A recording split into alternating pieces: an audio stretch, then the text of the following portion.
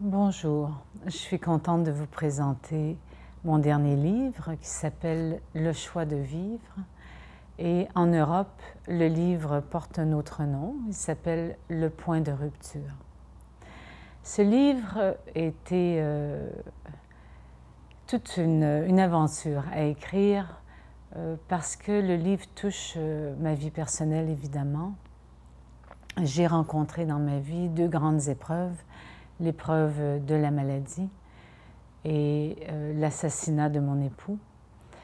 Et le livre utilise non seulement mon témoignage à travers un journal personnel, mais utilise aussi le témoignage de gens qui ont connu des épreuves et qui ont vu comme moi leur vie se transformer par l'épreuve.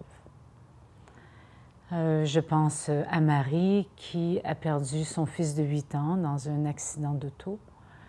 Je pense à Guillaume qui a perdu son emploi du jour au lendemain.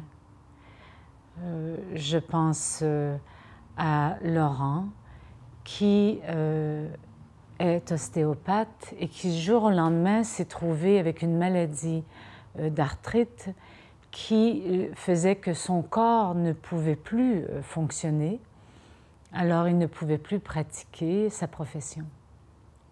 Alors évidemment, nous ne sommes pas les seuls, nous les témoins de ce livre, à avoir connu des épreuves. Donc le livre raconte la vie que l'on vit avant de connaître l'épreuve, qui est souvent une vie où on a l'impression que tout est parfait, qu'on est dans notre toute-puissance, en contrôle, et qu'on peut même contrôler les gens autour de nous, nous contrôler. On est assis comme dans une tour d'ivoire et on est en possession de notre vie. C'est l'impression qu'on a. Et soudainement, la vie vient frapper à notre porte, c'est-à-dire que l'épreuve arrive, et là, cette épreuve vient nous casser et nous donner une sensation que on peut en mourir. L'épreuve soulève une souffrance telle qu'elle est inimaginable. Et donc la vie pendant l'épreuve, ça je tente de la décrire dans le livre, est une vie où soudainement, du jour au lendemain, nous perdons tous nos repères et on sent que la vie nous quitte. Et la douleur est tellement intense que ce que nous pensons, c'est vaut mieux mourir que de vivre en présence de cette épreuve. Alors, j'essaie au long de ce livre de parler aussi de la vie après l'épreuve, car il y a une vie après l'épreuve. Et comment vivons-nous notre vie après avoir connu des événements qui nous ont cassés? Alors, cette vie, c'est sûr qu'on peut mourir d'une épreuve, et je ne juge pas les gens qui choisissent d'en mourir.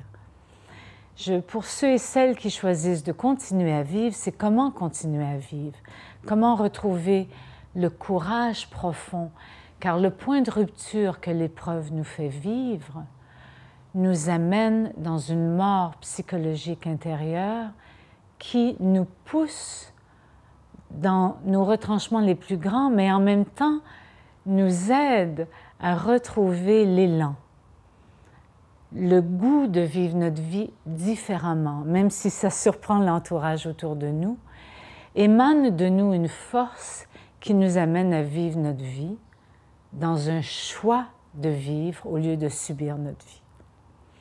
Alors, voilà, je ne peux pas dire plus, je vous suggère, excusez-moi, de lire le livre et de recevoir de ce livre une inspiration pour votre propre vie. Merci beaucoup.